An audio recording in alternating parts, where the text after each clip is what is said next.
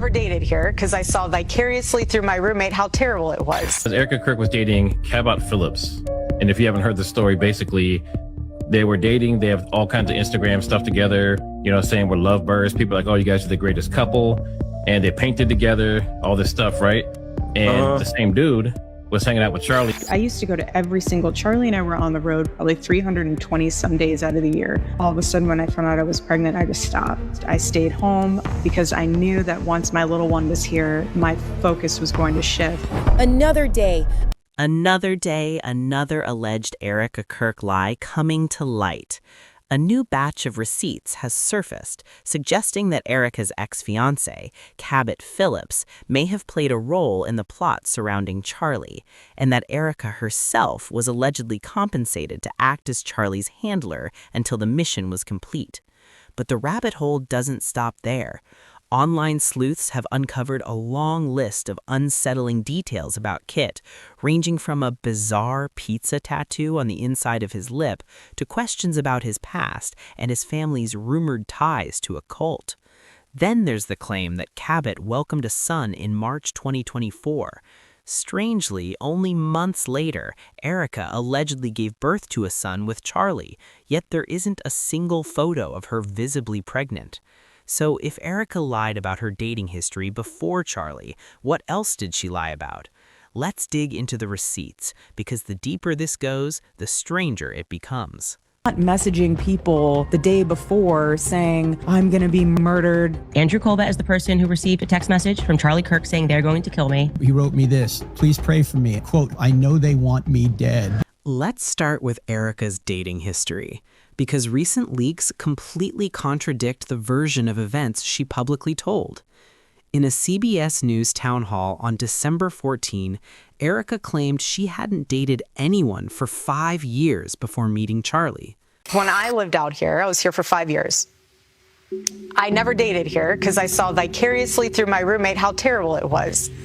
Somehow getting drinks was the replacement of having coffee and breakfast. I personally would rather have coffee or brunch with someone than go. I don't drink. I find it unproductive, not because I'm holier than whatever. I just don't operate that way.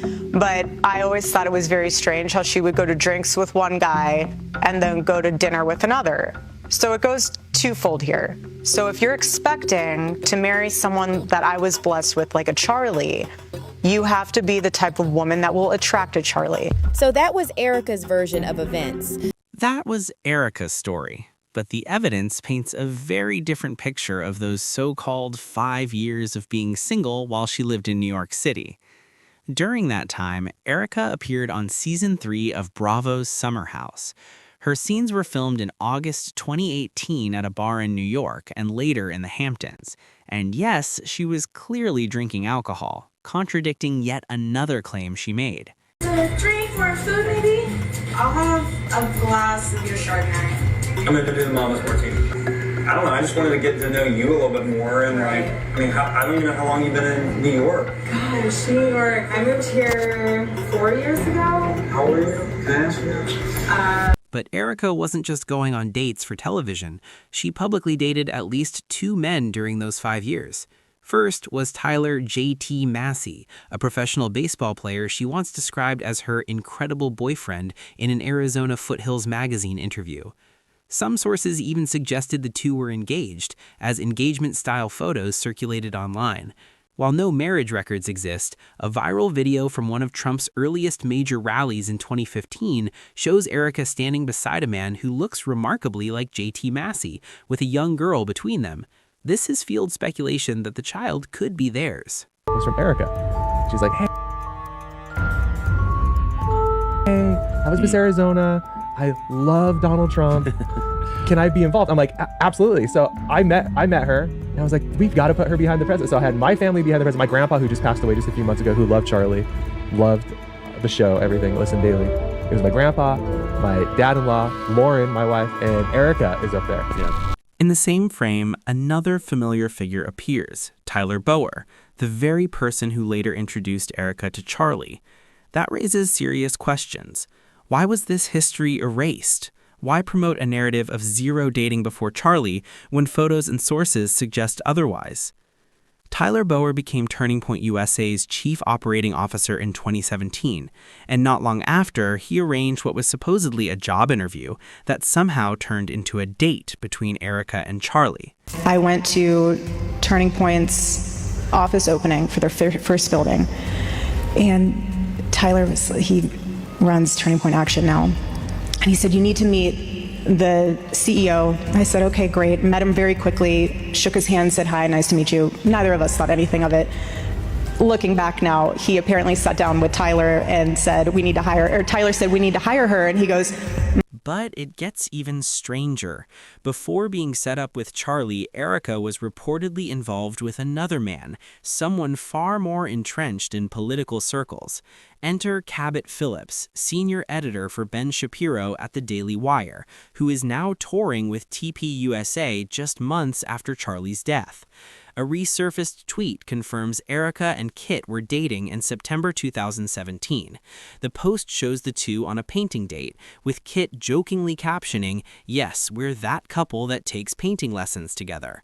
But here's where things don't add up. Around the same time, photos show Kit and Charlie hanging out and playing basketball together. Erika insists she didn't meet Charlie until 2018 at a TPUSA event in New York, yet her boyfriend at the time was already close to him. Digging deeper into Kit's background only intensifies the unease. His father, Tim Phillips, was a longtime Republican operative and former president of Americans for Prosperity until he abruptly resigned in 2021 over undisclosed personal improprieties. The organization refused to elaborate, issuing only a vague statement about violations of core principles. Then there's the Phillips family church. A Reddit user claiming to have gone to school with Kit alleged the family ran a cult-like megachurch in Leesburg, Virginia, called Cornerstone Chapel. That claim appears credible. The church's official website lists Kit's brother, Barrett Phillips, as an assistant pastor overseeing middle school youth. And finally, the infamous pizza tattoo on Kit's inner lip. Online critics immediately pointed out that Charlie himself frequently discussed pizza as a coded term tied to disturbing criminal activity. While this proves nothing, it's undeniably a bizarre choice for a tattoo, especially given the context. Add in Erika's ties to Romanian angels, and the concern deepens. The issue isn't that Erika dated before Charlie, it's that she lied about it, and that both she and Kit systematically erased their relationship from the internet. Why hide it unless there's something worth hiding? I send him the picture of Cabot Phillips, and he says, yes, that's the person I remember being at the base.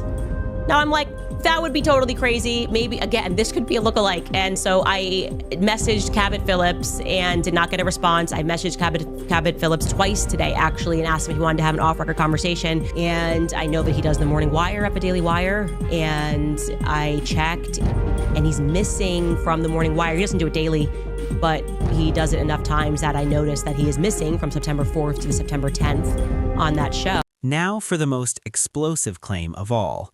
Candace Owens previously alleged that Charlie's head of security, Brian Harpole, attended a secret military-style meeting just 2 days before Charlie was killed. Candace has now stated that an eyewitness identified another attendee at that meeting, Cabot Phillips himself. Even if you believe Candace is spreading misinformation, one question remains. Why hasn't Kit publicly denied being there? That would be easy to disprove. These are serious allegations, yet he remains silent. No one knows the truth, but online theories are spiraling fast.